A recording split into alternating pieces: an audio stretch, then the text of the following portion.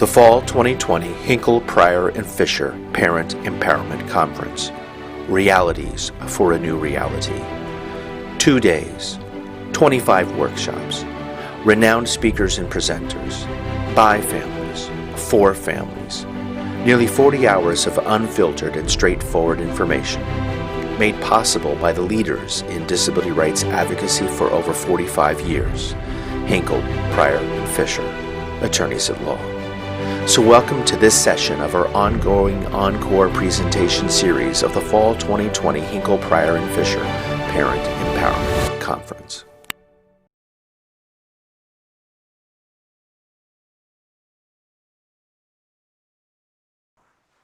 All right. Welcome and thank you for attending the Hinkle, Pryor, and Fisher Virtual Parent Empowerment Conference. My name is Christina Tosti and I'll be your moderator for this workshop entitled Transition Made Easy, a step-by-step guide to transitioning into the adult system and the person-centered planning process. Our presenter for this session is Tricia Bailey of Caregivers of New Jersey. Before we begin, we ask all participants to remain muted throughout the session unless specified otherwise. This workshop will last approximately 90 minutes, and if time allows, the presenter will take questions either intermittently or at the end. Please ask your questions through the chat feature, or unless specified otherwise, we will unmute to have more of a discussion. If you've not already done so, I highly encourage you to sign up for this evening's keynote address delivered by former New Jersey Supreme Court Justice Helen E. Hones, entitled Autism After COVID-19, Navigating a World Where Everything Changed and Nothing Changed. Justice Hones is a parent of an adult child with autism and will provide a unique perspective on the times in which we live. She's both an inspiring person and inspirational speaker. You won't want to miss out. And now I can introduce you to our current speaker, Tricia Bailey. Tricia Bailey is currently a support coordinator and trainer for the Caregivers of New Jersey. She's been working as a support coordinator for nearly 3 years and also trains all of the newly hired support coordinators. Tricia is a parent of a young boy with autism, which is where she gives all of her passion and advocacy from. Now, further ado, take it away, Tricia. Thank you so much. Well, hi everyone. Good afternoon. I am so honored to be here. I'm privileged to be able to share this information with you. So yeah, I'm Tricia Bailey. I'm a support coordinator. I'm the trainer for New Jersey Support Coordination, which is part of Caregivers of New Jersey. Caregivers of New Jersey is actually part of the Family Resource Network, which is an umbrella of organizations, all designed to meet the growing need for community-based programs and services to individuals with disabilities. Family Resource Network does offer services to children and adults, and so we pretty much are statewide. Support coordination, I'm going to talk a lot about in a little while. So without further ado, I'm excited. I'm going to share my screen with you today. Give me 1 second.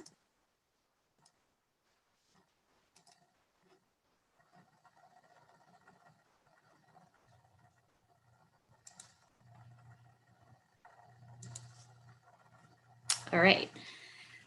Can y'all see the screen? Good. All right. So yeah, we are going to be talking about the transition into the adult system, and as well as the person-centered planning process and what that is, why it's so important, why do you need to know about it. So I know that I don't know where each of you are at today, whether you're nearing the process of transitioning into the adult system, whether you have already or not. But I know that this process can be extremely overwhelming and intimidating for parents. And so I'm hoping as I go through the step-by-step process with you, it will be a lot less intimidating as you begin this process for your child. So let's get started. So I gotta find my notes here. Okay, so we're gonna be talking about the transition into the adult system. And some of you listening today may have had services with Perform Care, which is the children's system of care. And some of you may not, but today our discussion is going to be focused on the specific transition from the months leading up to high school graduation through the months afterwards. And so if your child is graduating high school and will be in need of any types of services or supports, and you want to try to access a budget from DDD, this is going to be the process that you're going to follow. So for those of you joining today that are parents, I'm sure that you are hoping that this process is going to be a smooth one, this whole transition. And a smooth transition is going to identify the right combination of ongoing services. So these are services that you already have in place for your child, yet also identifying new supports and resources and community connections that's going to help your child and your family succeed. So as I briefly mentioned, the New Jersey Division of Developmental Disabilities, which I'll refer to from now on as DDD, they provide public funding for services and supports to help New Jersey adults ages 21 and older with intellectual and developmental disabilities live as independently as possible. So DDD is New Jersey's adult system, and individuals can get services and supports in the community from independent providers. DDD uses what's called a Medicaid-based fee-for-service reimbursement system. And basically what this means is that there's standardized service rates for particular services. All of the services are purchased individually and they're billed in smaller units.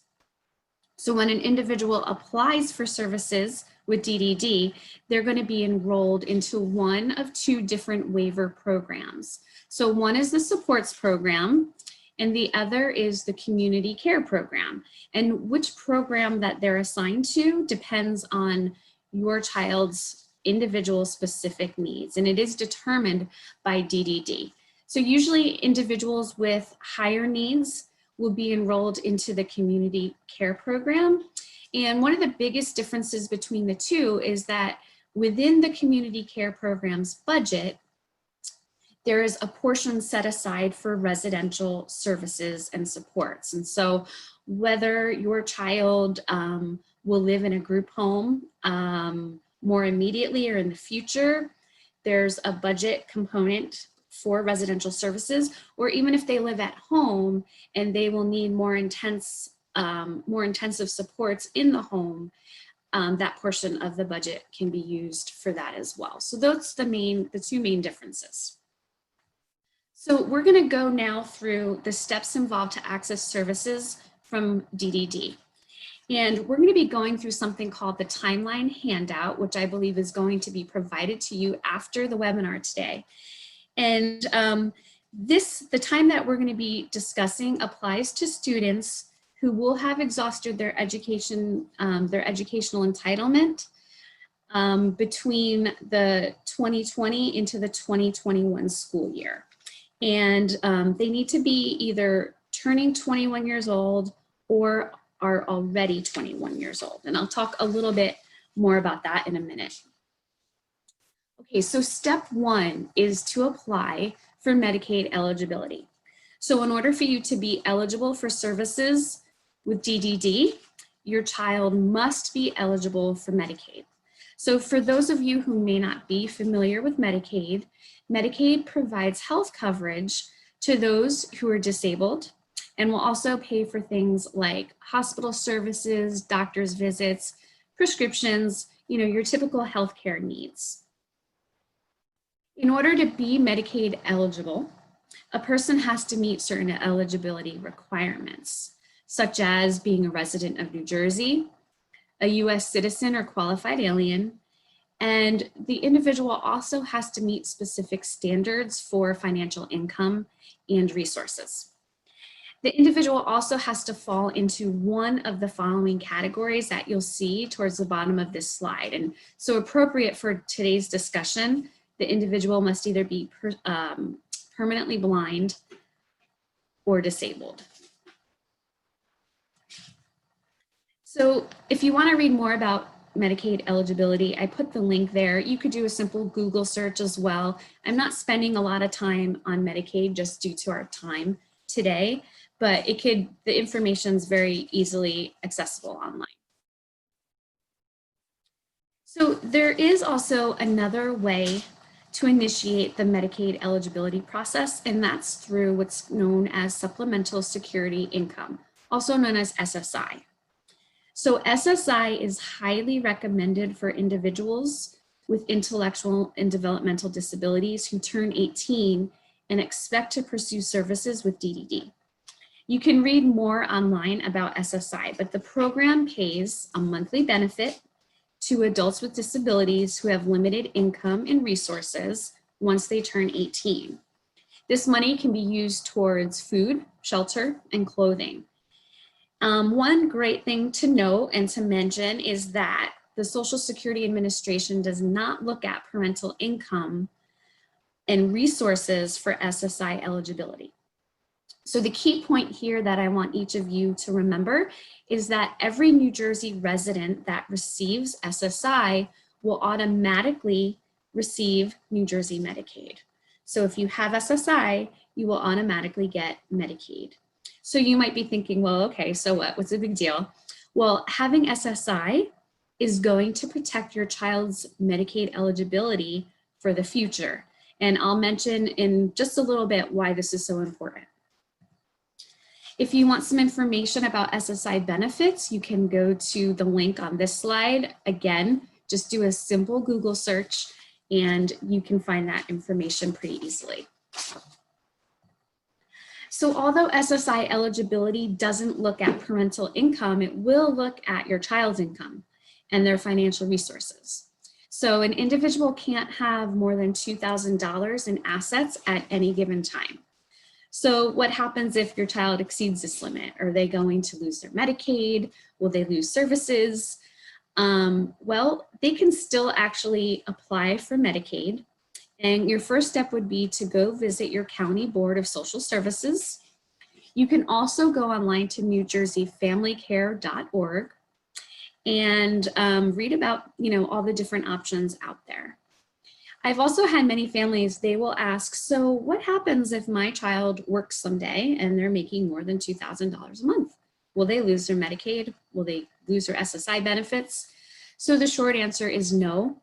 There are different programs available. There are specific bank accounts designed specifically for this so that working individuals with disabilities will not lose these types of benefits. All right, so let's move on. So we had step one was Medicaid eligibility. Once you have Medicaid eligibility, step two is going to be to apply for DDD eligibility. So remember, DDD is the Division of Developmental Disabilities, which is New Jersey's adult system. Once your student or your child turns 18, you'll want to contact the DDD Community Services Office nearest your place of residence. Once you get that timeline handout I was talking about, you'll see a list of all of those office locations with their phone numbers included, so you'll have them. You can also download the DDD eligibility application online, and the link is there. One thing to note, so an individual can apply for services with DDD at the age of 18. However, in about 95% of cases, I would say, your child won't be able to actually start services until they turn 21. So that's something to keep in mind. So you can apply for DDD at 18, but services will not be able to begin until they're 21. So there's three things that DDD is going to look at to see if your child meets the criteria for services. So the first is that your child will need to meet the functional criteria of having an intellectual or developmental disability, and I'll go into this in a moment.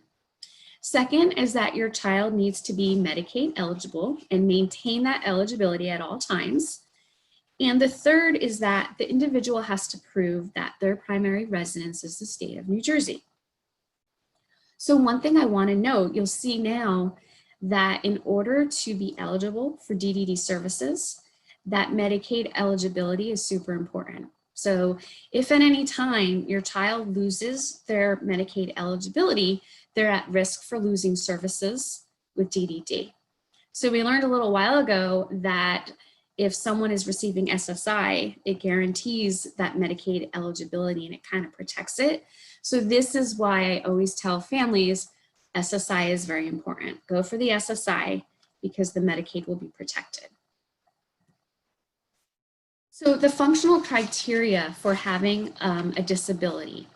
So this means that your child must have a chronic developmental disability, which can either be physical and or intellectual. The disability had to develop prior to the age of 22, and it has to be lifelong in nature or a lifelong condition.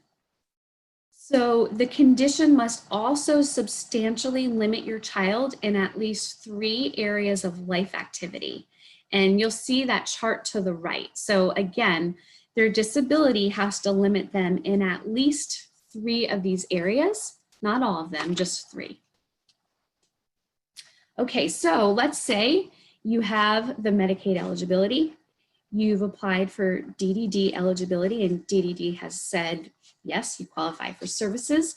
What's going to happen next? So step 3 is to complete the New Jersey Comprehensive Assessment Tool. It's also known as the NICAT. You'll receive a call from the DDD Community Services Office nearest to where you live, and they'll schedule a time to do the assessment. So previously this was done in person. They are now being done virtually, however, due to COVID-19. So the NICAT is an assessment, and it assesses an individual's support needs in 3 main areas: self-care, behavioral, and medical. This is about a 14-page long assessment with very, very detailed information in regards to the level of support and abilities that your child can do in those 3 areas. The person that's closest to your child should be the one who completes the NICAT. However, I will say that if you have certain staff that have worked very closely with your child and knows your child really well, you could have them be a part of the NICAT assessment as well. And one thing I want to note is that as parents, we tend to want to think the very best of our child. And so, it's easy when you're answering these questions to maybe not be completely accurate as you're answering. And so for an example, if your child, let's say the question is, does your child shower independently? You might answer that question as yes. But if at any time you need to go send your child back into the shower because they still have shampoo in their hair, or they need to be reminded to dry off completely, any sort of reminders or prompting that they need, this really isn't an independent skill. And so you want to make sure that you're answering these questions with as much accuracy as possible. And I always tell families, answer the questions as if your child is having their worst day, not their best. And why do I say that? Well, the New Jersey CAT results are going to establish the tier in which your child is assigned. And so there's tier levels A through E. So A is someone that does not have a lot of need, and tier E is someone that does. And the tier is associated with a corresponding individualized budget that they'll receive from DDD, which will be used to acquire services and supports. So if you're not answering those questions completely accurately, your child might be assigned a tier B. And as you're going to purchase supports and services, you may say, well, I don't have enough money in my budget, or my child doesn't have enough money in their budget, but they need these services. And so a reassessment is automatically done every 5 years. However, if a reassessment truly needs to be done because there is not enough money in their budget and the services are absolutely necessary, DDD will allow you to request a reassessment. It's not a given that they will do it, but you can request, you could request a reassessment. So that is the NICAT. So once the NICAT assessment is completed and the tier level is assigned, the next step will be to complete the support coordination agency selection form. And this generally occurs when the student is in his or her last year of school-based services and is 21 or nearing the age of 21. So you as the parent or the family member is the one that completes this form. So I do feel that it's important to talk a little bit about support coordination. What is it? So support coordination is a service that DDD actually funds. So the money does not come out of your child's budget to pay for support coordination. Support coordination basically helps your child gain access to program and state services, as well as different medical needs they might have, social, educational, and other services. So once a support coordination agency is chosen and assigned, you're going to be assigned a specific support coordinator. And so support coordinators assist families in 4 different ways, that being individual discovery, plan development, the coordination of services, and monitoring. So when you meet with your new support coordinator, and I don't know if any of you guys have support coordinators already, but that first meeting is not going to be perfect ever. And you never immediately want to say, so what kind of services do you have available for my child? The first steps that your support coordinator is going to take is to get to know your child and you using what's called a person-centered approach. And this is going to be what the second part of my talk is going to be all about. So this means that your support coordinator is going to be asking your child questions like, what do you like? What are you passionate about? What don't you like? What gets you really excited? What do they enjoy? What don't they enjoy? So person-centered planning always involves your child from start to finish. And your support coordinator is going to use something called the person-centered planning tool and complete that with you. So for many of you since grade school, your child has had IEP meetings where your child's educational plan was written and updated every year. However, entering into the adult system, an individual has what's known as the ISP, or the Individualized Service Plan. And the ISP is written based off of that New Jersey Comprehensive Assessment Tool information, that person-centered planning tool I just mentioned. And, based upon your child's needs and your desires, your support coordinator is going to help connect you to known community resources and providers. So once that ISP has been written and approved by DDD, your support coordinator's job will then be to monitor and follow up to ensure that the services are being delivered, to ensure your child's staying safe, to ensure progress is being made towards their goals, and also just to make sure that everything in the plan is remaining within the allotted budget that they have. So this monitoring looks like a monthly phone call. So your support coordinator will call once a month, either you or maybe staff that are working with them, just to check in, see how things are going. There will be a quarterly face-to-face visit as well, where your support coordinator will either visit maybe a program or a job site or in your home. And right now, DDD has grounded all of us. We are unable to do face-to-face visits, so we're just doing phone calls at this time. And then once a year, there's going to be an anniversary planning meeting, just like you did with the IEP.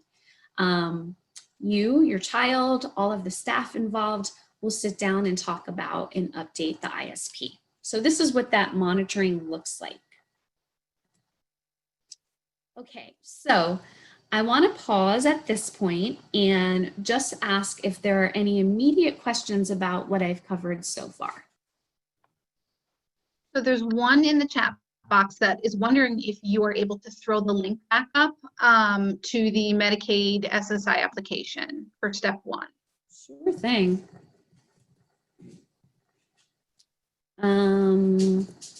Was it this one? I would think that that's probably, Yeah, this is the SSI one, and then there was a different one for Medicaid also I could put back up. And I'll be providing a PDF of this presentation as well that will be sent out.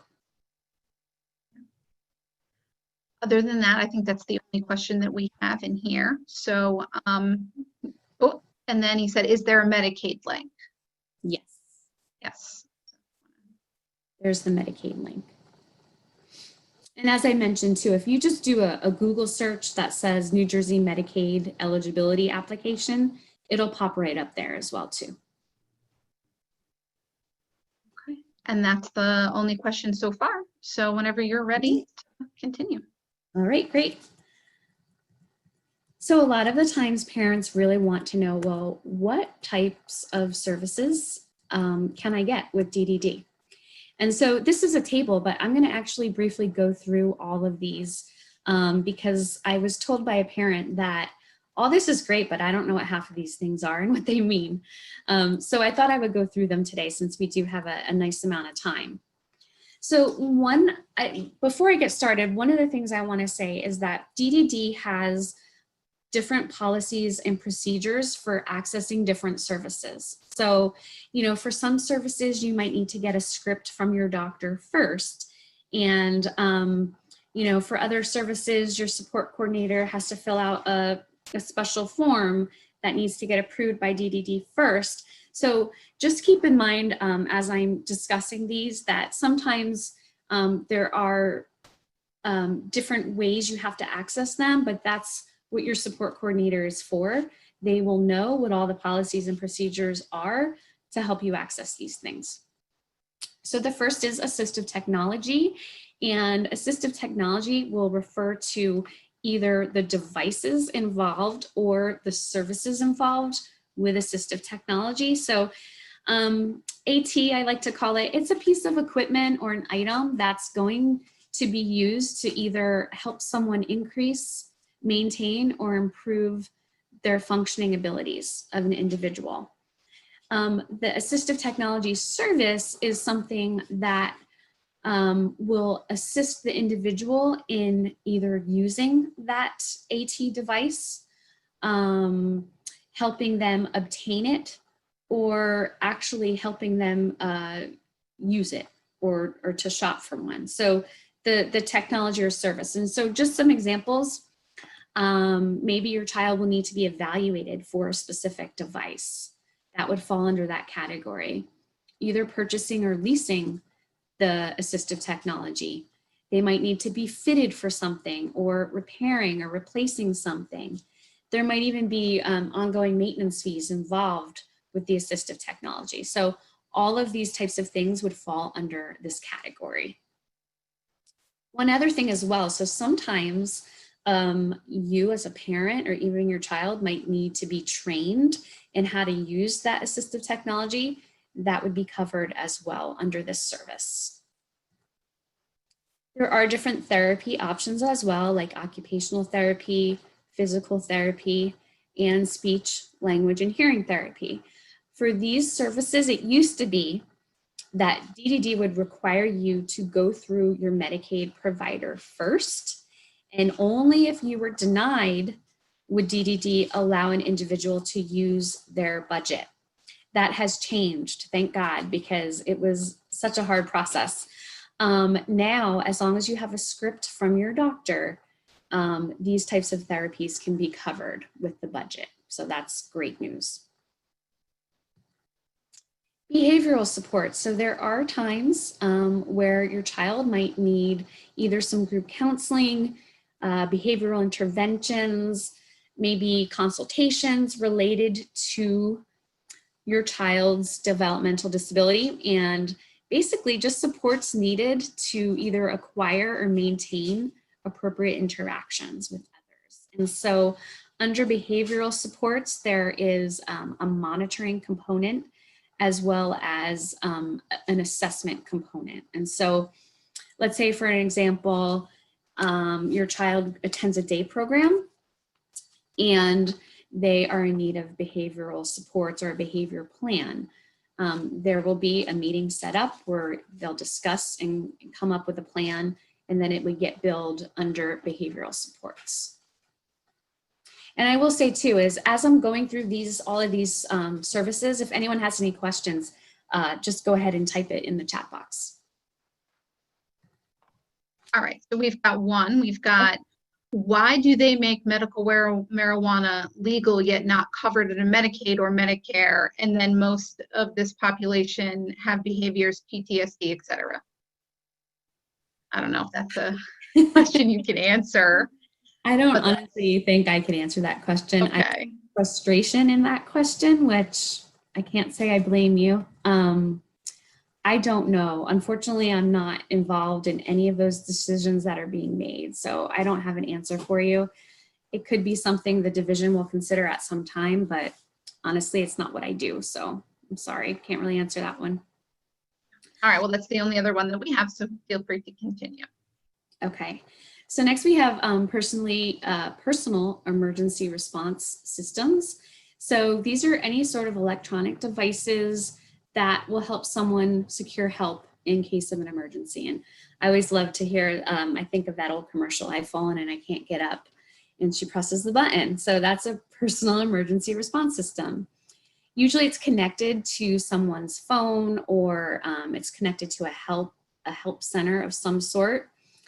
And, you know, this particular service would cover the actual equipment itself, as well as the cost to install it and test it, and even the monthly cost for that response center as well.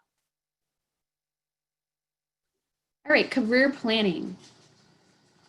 So this is employment planning, and it's a support service that provides assistance to obtain, maintain, or advance in competitive employment or self-employment.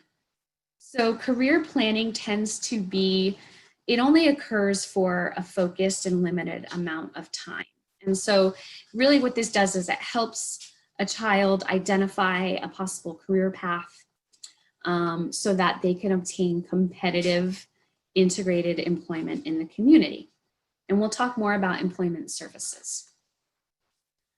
So this might include something like interest inventories, situational assessments, or like the development of a plan that's going to state the actual career objective that your child has.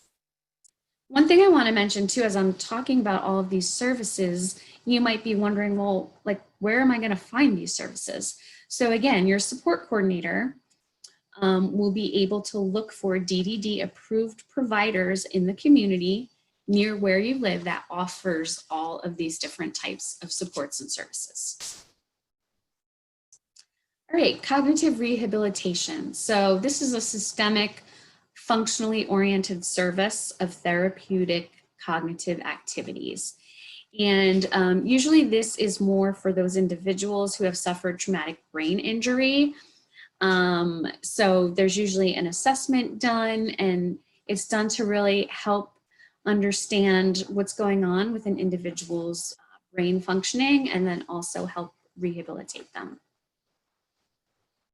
So this might look like actual retraining for an individual. It might also include cognitive orthotics and prosthesis as well. Okay, community-based supports, and this is a very common service that a lot of families like to use. So these are services that provide direct support and assistance with or without the caregiver present. So this can take place at home or in the community. So if you're a parent today, which I'm assuming most of you are, you don't have to be present to get community-based supports in your home, but you can be. So there's families out there that like having a DSP come into their home once or twice a week, and the parent might be cleaning or doing laundry or hanging out, and the DSP comes and they're playing games, or maybe they're teaching, the child how to cook, or, working on different skills. The goal with community-based supports, though, is to achieve and or maintain increased independence, productivity, enhanced family functioning, and inclusion in the community. So again, as I mentioned, this is delivered one-on-one. And this could include in the community things like activities of daily living, maybe helping your child order off of a menu, learning laundry skills, basic cooking skills, travel training is included in that. And so this is a great service that is very common that lots of families like to use. All right, let's talk about day habilitation. So these are services that provide education and training to acquire skills and experience needed to participate in the community. So this might be like problem solving skills, self-help, social skills, adaptive skills. One thing to note about day habilitation is this can be offered in a center-based community setting, or it could be anywhere else. There are different, so most people when they think of day habilitation, they think of day programs, which yes, is day habilitation. But there are different community-based settings that offer day habilitation as well. And day habilitation, like it sounds, occurs during daytime hours. However, it does not include employment-related training. So that's one thing to note with day hab. All right, environmental modification. So these are any sort of physical adaptations to your home that are necessary to ensure that the health, welfare, and safety of your child is there in the home. It also is there to help increase independence within the home. So these might include things like ramps, grab bars in a bathroom, an actual bathroom or kitchen modification, stair lifts, ceiling track systems for transfers. So these all fall under environmental modifications. Goods and services. So I love goods and services, and I'll tell you why. So goods and services include a service, equipment or supplies that are not otherwise provided through generic resources like Medicaid, for example, or through your health insurance. And the goods and services have to address a specific need that your child has. And these can be purchased using your child's DDD budget.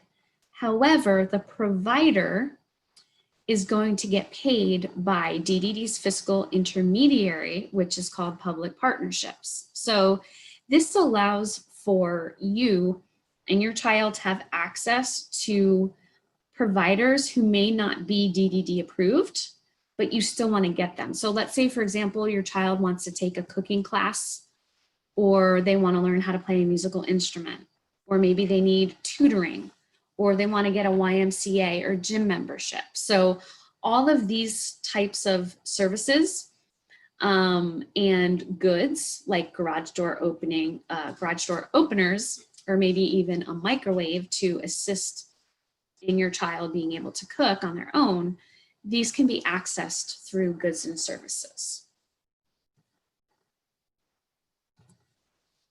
There's also interpreter services available.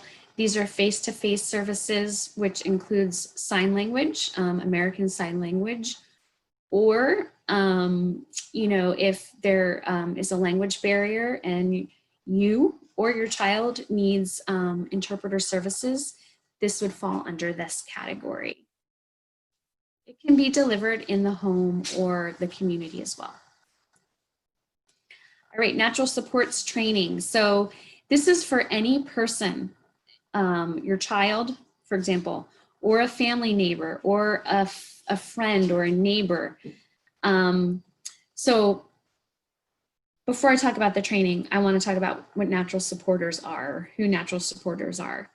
These are individuals who are going to help care for your child, but not be compensated for that. So that includes family members, neighbors, maybe your pastor or someone, who you trust. These are natural supporters. They don't get paid. However, maybe they need to be trained to help care for your child. This is what natural supports training is. So it could be counseling services, specific training, you know, any help that a natural supporter would need would fall under this natural supports training. Okay, here's some examples of natural supports training.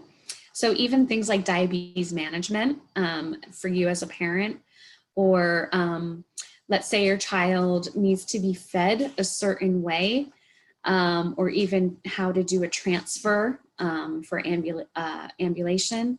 So these are all different examples of natural supports. All right, pre-vocational training, another popular service. So these are services that provide learning and work experiences. This could include volunteering somewhere as well. But the goal with pre-vocational training is to develop general, non-job task specific. So this has nothing to do with getting help for your child at a specific job site, okay? So this is to strengthen and teach skills that will help them lead to employment in the community. So these are basically like, maybe they need help following directions or attending to tasks, maybe problem solving skills. Maybe it's helping them with, so for example, I had an individual, he just could not wear a hairnet. He had a lot of sensory things. So they would practice these types of things that he would need at a job site they were interested in. So all of these things and all of these types of training are to help lead to employment. However, supported employment, these are activities needed to help an individual obtain and maintain a job in competitive employment or self-employment in an actual work setting in the general workforce. So this can take place one-on-one or in a small group. And this would include job coaches. So someone might go to the job site with your child and help teach them the job, help make sure they stay on task. They might go with your child every time they go to work, or for individuals who don't need as much support, they might just check in once a week. So this type of service is going to help enable an individual to be successful at their job. Okay, respite. So respite is a service designed for the caregiver. It's a short-term service, and it's for when you need some relief. This can be provided on an hourly basis. There is overnight respite. There's even hotel respite where your child would go stay at a hotel with support in the hotel.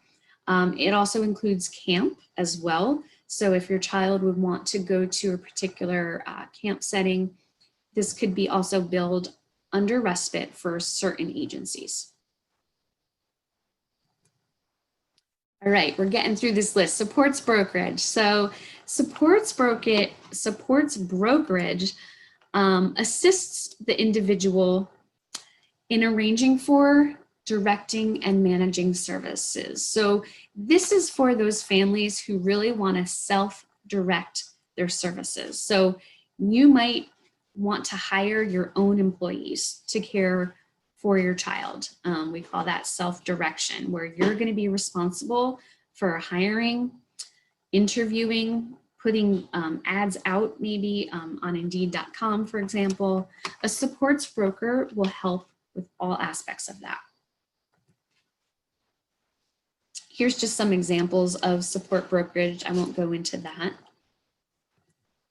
Okay, transportation. So this is going to help your child access the community and different activities and resources.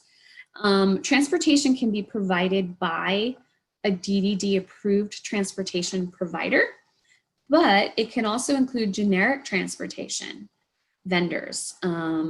So this could be a self-directed employee who will get paid for transporting your child. It could include Uber and Lyft now as well. And there are other transportation providers throughout the state. So that's something to know as well. Vehicle modification. So if you ever need a vehicle modified, those steering and brake controls or a lift or a ramp, that is available under vehicle modifications. Okay, any questions before we move on about any of those services available? Yes, so I have the purchase of a dog and the training of the dog as a service dog. Can this be covered? Okay, so my personal experience with this, I have not seen DDD approve the purchase of a service dog or the training of. What I do know and what I have helped families do is connect them to organizations who will provide service dogs for individuals with disabilities. So there are several organizations in the state. They have an application process, but they will provide service dogs for individuals. They will come already trained. So DDD has not approved dogs from what I have experienced. Then I have DDD has a short and a long version, but our son is already with Bergen Promise. Do we apply DDD short version? I don't know if you know. The short application, I think maybe they're referring to. So yes, if your child is in the children's system of care right now and receiving services, when they're nearing 21, DDD has what's called a short application. So yes, you would be able to bypass some of the paperwork because you're already in the system.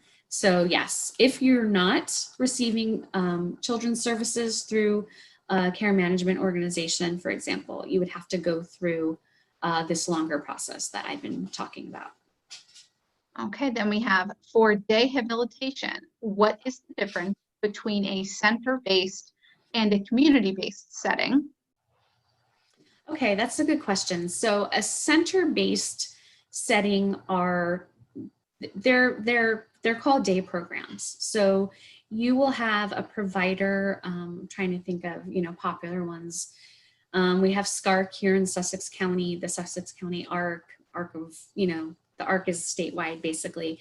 They have center-based programs where they will do activities and work on different skills with your child. They go, anywhere from 3 to 5 days a week.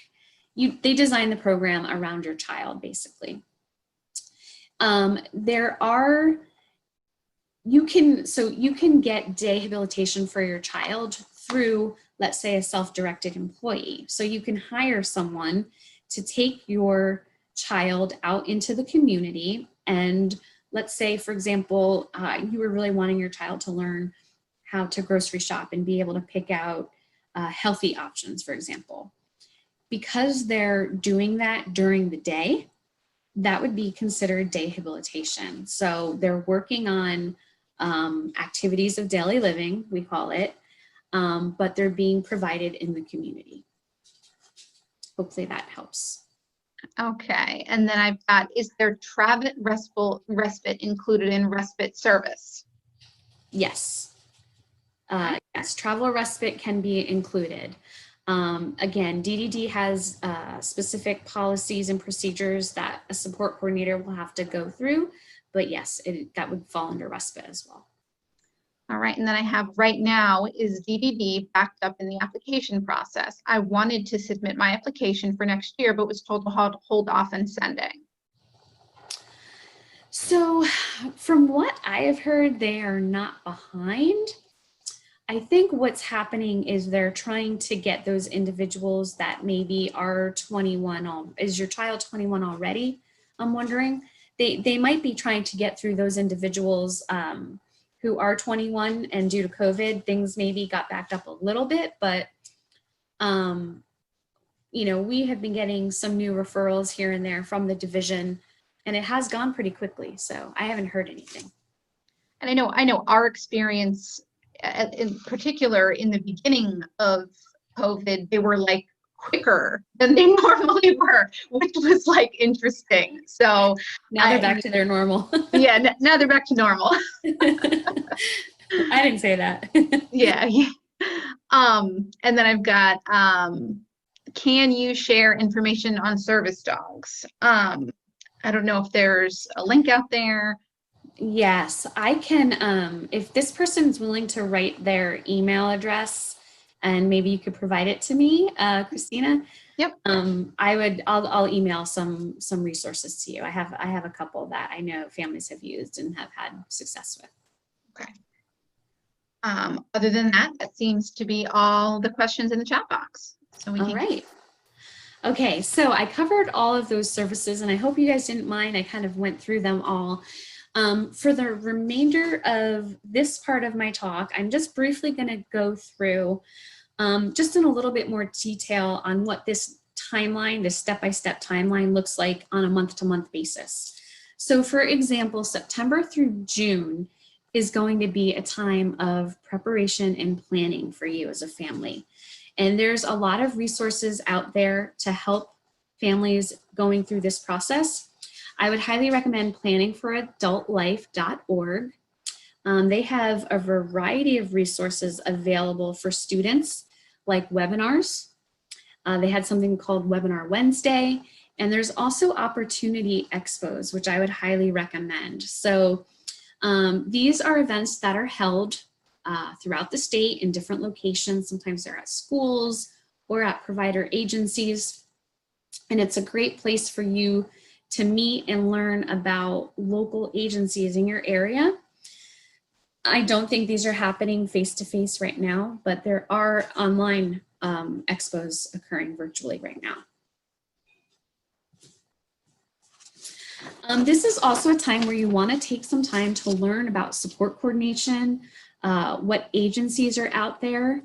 The Boggs Center, which is through Rutgers University, is a great resource to learn about different support coordination agencies that are out there, what to ask support coordination agencies. It's just a time to really train yourself. And lastly, you want to start thinking about that person-centered planning process, which I'm going to talk about next. You can find that person-centered planning tool online, and there's a link to that right there. Again, you can just do a Google search, New Jersey PCPT, and it will come right up.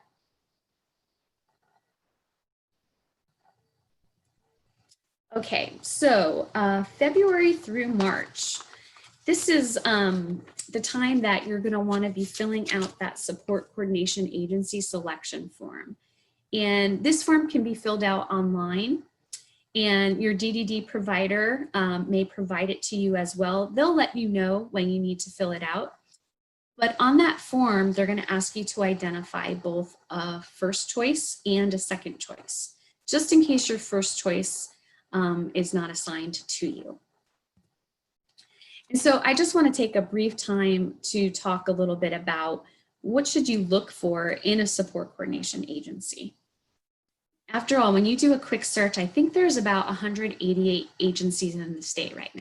So there's some good ones, real good ones, and there's some not so experienced agencies out there. So the first thing is that you really want to interview this agency. You want to make sure that their support coordinators have been trained in writing the ISP and the PCPT. You ideally want to look for an agency that has at least 15 years of experience. The more experience the agency has, the better services you're going to get. You also want to ask, is your support coordinator that they're going to assign to you, do they live either near or around where you live or in your county? If you live in Warren County, for example, you're not going to want a support coordinator that lives down in Atlantic County. They're just not going to know what's local to you. So you want to ask, is your support coordinator going to be familiar with the services in your area? You also want to ask them, how long is it going to take for you to write and approve my plan? It should not take months and months for you to meet your support coordinator, write up the plan and get it approved through the division. Some other questions to ask is, can they connect you to local support groups? Are they available for emergencies? And one big one that I will say is super, super bonus, find an agency that can approve their own ISPs. Because if the agency has the divisions, they're basically credited with being able to approve their own plan. So if an agency can, it's going to connect you to the supports and services you want a lot quicker. And so, of course, I have to do a little plug for New Jersey Support Coordination. We can answer yes to all of these questions. Okay, so the month of April, DDD is going to assign you to a support coordination agency. And this assignment will be based upon what you completed in the support coordination agency selection form. And if an agency happens to not be accepting new referrals, or, this could be because they're at their maximum capacity, they cannot accept more referrals, they will then pick your second choice on the form. You could also request for DDD to just auto assign you to an agency as well. That's an option. I personally don't recommend that, but it is an option. One thing to know also, if at any time you're not happy with your support coordination agency, you can change agencies at any time. Okay, and finally, April through June is the time when the ISP is going to be developed and written. So as your child's nearing graduation, your new support coordinator can actually attend the exit IEP meeting if you wish. This is going to be the time of a lot of decision making, a lot of communication going back and forth, information from the NICAT, that person-centered planning tool, all of the talks that you guys have. The result of that is going to be that individualized service plan where the supports and services are going to be written into that plan so your child can access them. So one thing to note, that the goal should always be to have this ISP completed and approved before your student exits the school system so that services can begin upon graduation. So just to give you an example, I had an individual who his family made it very clear when I met them for the first time that he was graduating on June 18th and he would need to start his day program on June 19th. And so there were a lot of behavioral issues with this young man, and routine was extremely important to him. And so it was about February that I started meeting with the family and getting to know them. I introduced them to different service providers in their area that they called, they met in person. And when they decided on a provider they wanted to use, we wrote that into the plan, it was approved, and he graduated on June 18th. He started his day program on June 19th. So this is possible. And all that to just say, with the proper communication and a trustworthy and experienced support coordination agency, this transition into the adult system should be and can be a smooth one. So this is the close of this first part of my presentation. I just want to, again, open it up to any questions that might be out there about this process. I've got one question that said, what is the process if someone is well past 21 and hasn't received any services? How do they get back into the system to start over to receive services? That's a good question. So this really is the process that you would follow. If they already have Medicaid, you would bypass that and just start with that DDD eligibility application. But this is the process that someone would follow even if they are well past the age of 21 and still want to access services. And that's it. That's the only question. All right. Either you all are sleeping or I'm presenting this information in a clear way. All right, so we're going to move on, and I like to call this part of my presentation, You Can't Wait. Let's get person-centered.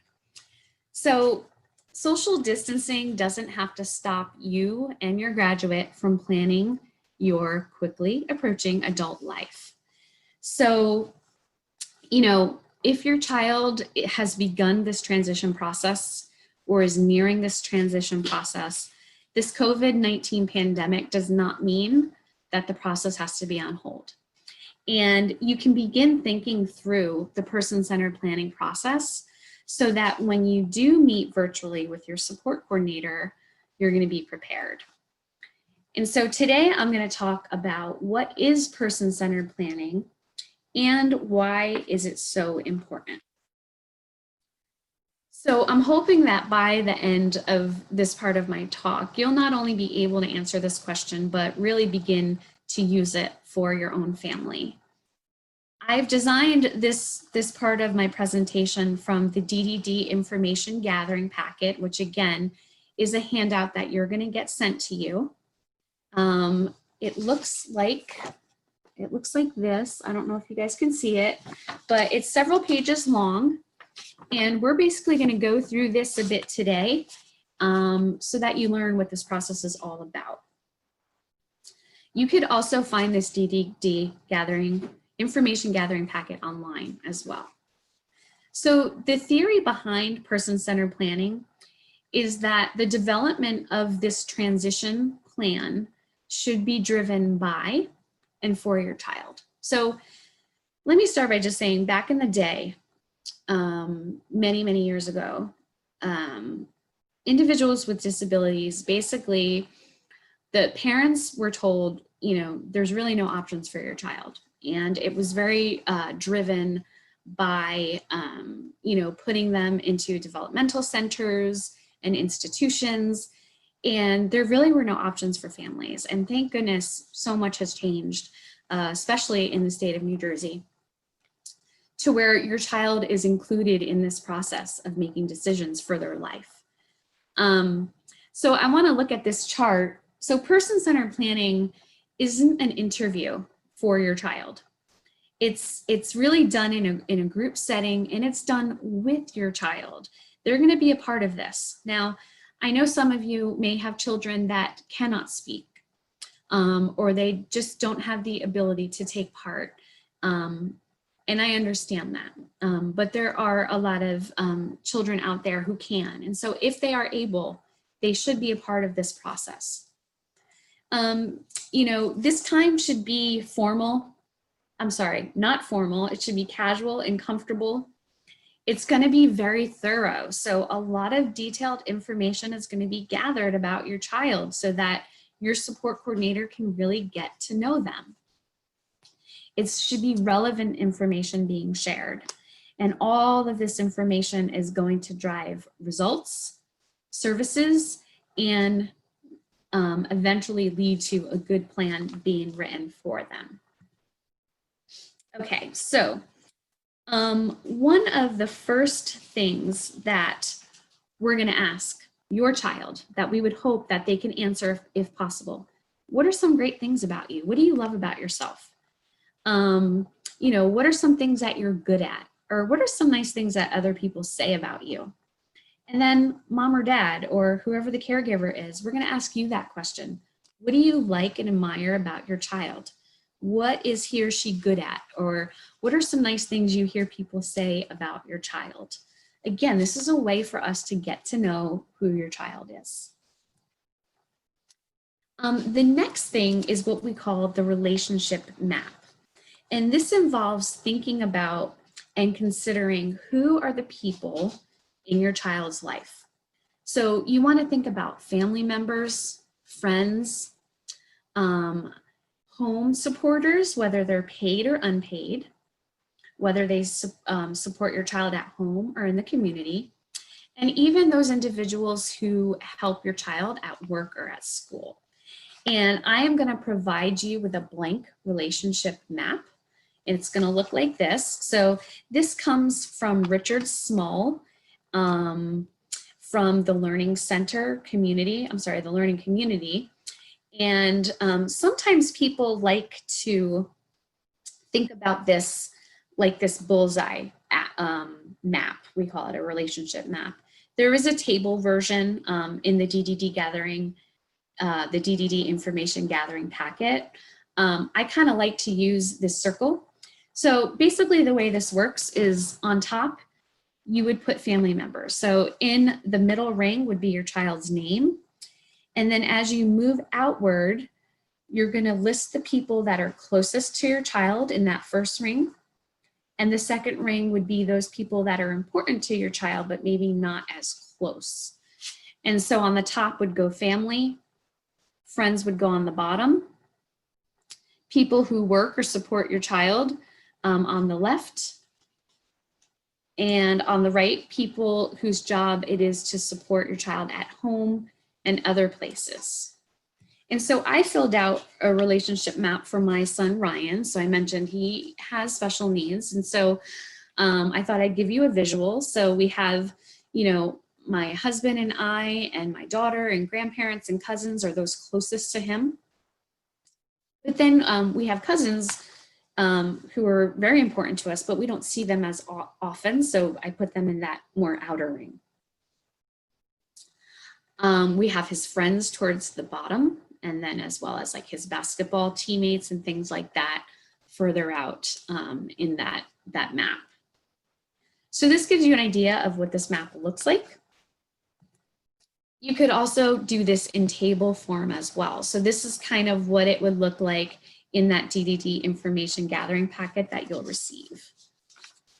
The point to all this is we want to get an idea of who are those people that are most important in your child's life. Okay, the next question to consider is what's important to your child? So, you know, if possible, again, you want to try to have your child answer this question. You know, what's important to him or her at work, at home, even like when they have fun or when they're around town, what's important to them?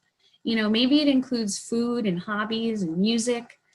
And then you also want to ask, what don't they like? So what are some of those things that bug you or that you really don't like to do or don't like to eat? We want to have this information because as we plan on putting supports and services in place, we want to know these kinds of things. So I did this for my son. So he loves being active. He loves being outside in sunny weather. He really thrives off of being encouraged or getting compliments. He loves that. He likes playing basketball, being with his friends. He tends to be drawn to people that look like me as well, just have like longer dark hair. It's kind of peculiar, but it just is. So I put it in there. And he also likes routine and planned events. Some of the things he doesn't like: reading, being stuck inside, unexpected changes in plans tend to throw him off. Challenging schoolwork also really, you know, some kids just get frustrated, but he gets really upset when things are hard for him. And sudden loud noises as well will throw him off. So this is just an example of some of the things that we would put in this table. Okay, we also want to think about maybe routines and rituals that are important to your child. So what are those things that need to be done, maybe in the morning, after work, or before bed? What are those things that need to occur so that your child can have their very best day? So are there certain activities that are important? Maybe there's some cultural or religious rituals or activities that are important to your family. You would want to make sure that you include these things as well. Good days versus bad days. So we want to know what makes for a perfect day for your child. What happens when everything goes right? You know, are there preferred people that maybe your child sees that day? Are there certain activities and places that they might go to experience their best day possible? And opposite of that, what happens when everything goes wrong? You know, who might they see that completely throws them off for the day? You know, what's that one place you go to that you know will send your child to a downward spiral for the rest of the day? You know, maybe it's those places where there's a lot of loud music or loud noises that you just know if you go there, day's over. This kind of information is very important to know. You also want to think about characteristics of supporters. So if you look back into that relationship map and you look at those people closest to your child, what types of characteristics do those people have? Who are those people that help your child have their best day? Who does your child enjoy spending time with? So you want to think about those people and write in the personality characteristics that they have. This is going to help connect your child to supporters who they will have a better chance of getting along with. So let's say you were going to hire a direct support professional to take your child out into the community. These are the kinds of characteristics that you'd want to tell the agency, hey, I'm looking for someone who is very funny, calm, but still offers structure, because you know that that's the type of person that your child will succeed with. So for example, if I hire a supporter for my son, I know that they would need to be active. They can't just be someone that wants to sit on the couch and watch movies. It would be beneficial if they have teacher-like qualities, but also have a sense of humor. They also need someone that is going to be consistent and reliable, because as I mentioned, he really enjoys following routine, and if that gets changed, it tends to throw him off. So these are the types of characteristics that I would look for in someone if I was going to hire someone for my son. Okay, the next thing we want to think about and ask is what's important for your child. So we ask the question, what's important to he or her, but what's important for them? So this is really those health and safety related things, whether it's at home, at work, or at a program they're going to attend, or even around town in the community. So for example, what you need to know to keep my son safe. Every once in a while, we still need to remind him to be careful in a parking lot. So there are traffic concerns. Medication, he would need to be reminded to take his medication every day. He cannot do that on his own. And he's also at risk of bullying and exploitation. He tends to be very trusting. He doesn't pick up on sarcasm. And so this would be something that I would want those supporting him to know about him. Okay, we also want to talk about communication. So any individual that's going to help support your child needs to know how they communicate. And why? Well, everyone we know, especially with those with intellectual or developmental disabilities, they don't communicate the same way. And so you want to think through different expressions and different emotions like happiness and sadness, angry, excited. And you want to fill in this little table as to what or how does your child express this particular emotion. So when your child is hungry, for example, what does that look like? Can your child use words and say, I'm hungry? Or maybe if your child doesn't use words, they might make a noise or use a specific hand signal to let you know. You also want to think about, well, what's happening around your child when this particular form of communication is happening? Is there a trigger? What's happening around your child when this specific form of communication is being done? What do you think it means? So what's your child trying to communicate? Are they trying to tell you they're upset by doing this certain thing? Are they trying to tell you that they don't feel good when they do this particular thing? So again, this is important to know. You also want to ask the question and answer, well, what should we do? So how do we support your child to feel better or get what they need or want when we see this form of communication? So again, those who are going to support your child, you know your child the best. And so this information coming from you is really the place we want it to come from. Okay, so we want to shift gears and just think about some of the experiences that your child has had, as well as thinking about some goal setting for your child as well. So the best way to begin is to think about some experiences that your child has already had that has helped define who they are as a person today. So think through different activities that they may have participated in throughout high school. Maybe there were some sports or hobbies that they enjoyed. Maybe there were volunteer groups or church activities that they were a part of. How have these things helped your child grow in character, grow in experience, or even helped them with specific skills? You know, also you want to think, are these things that they used to do that they no longer do? And if so, why not? You know, is this particular thing that they used to do something that they still want to pursue now that they're graduating high school? Or is it not really important to them anymore? So you want to take a look back and try to think through these things. Trisha, I don't want to interrupt. I just want to say we got about 10 minutes left. So just a...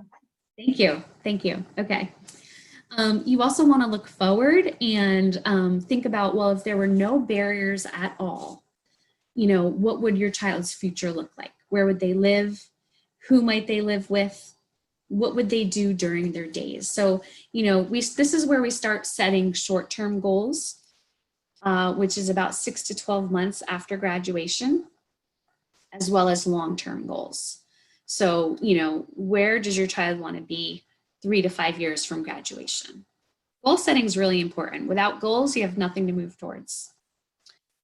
Okay, is employment an option? So, you know, New Jersey became what's called an employment first state in 2012, which basically says any individual who wants to work should work, and that includes those with disabilities.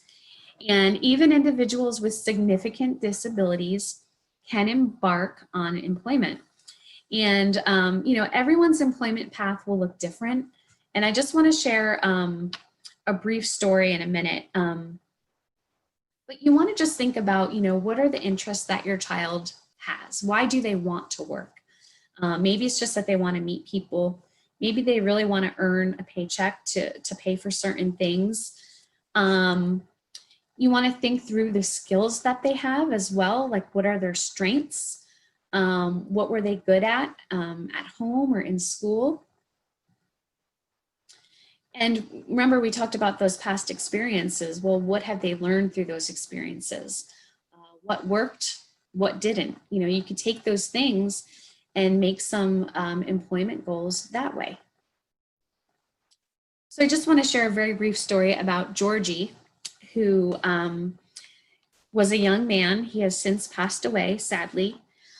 But, you know, when it came time for his parents to think through this person-centered planning process, and they were presented with information about employment, they said, this isn't for my son at all. He can't talk, he can't walk, he can't do much of anything. How is he going to work? But as his parents went through this process that we're talking about today, they realized that he could work. And they started a food delivery service called Let George Do It. Using his DDD budget, they hired employees that would drive Georgie around in his wheelchair accessible van. And they would get orders for groceries to pick up or different things at different stores. And his self-directed employee would take him. He would post flyers around town about this service, and it was awesome. You know, and for his parents, it was never about the $5 he got per delivery. That's not why they did it.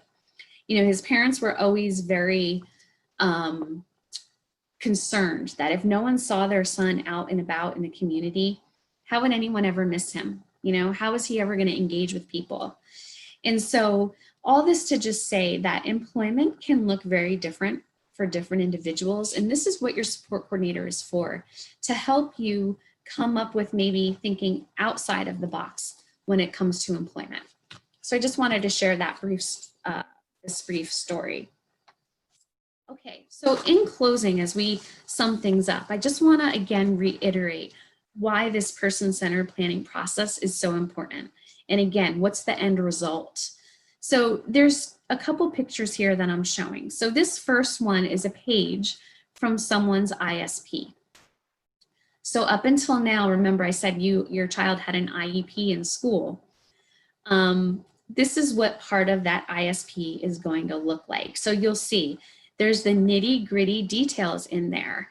The idea with the ISP is that anyone, whether they know your child or not, should be able to pick up this, anywhere between 13 to 16 page plan and be able to care for your child.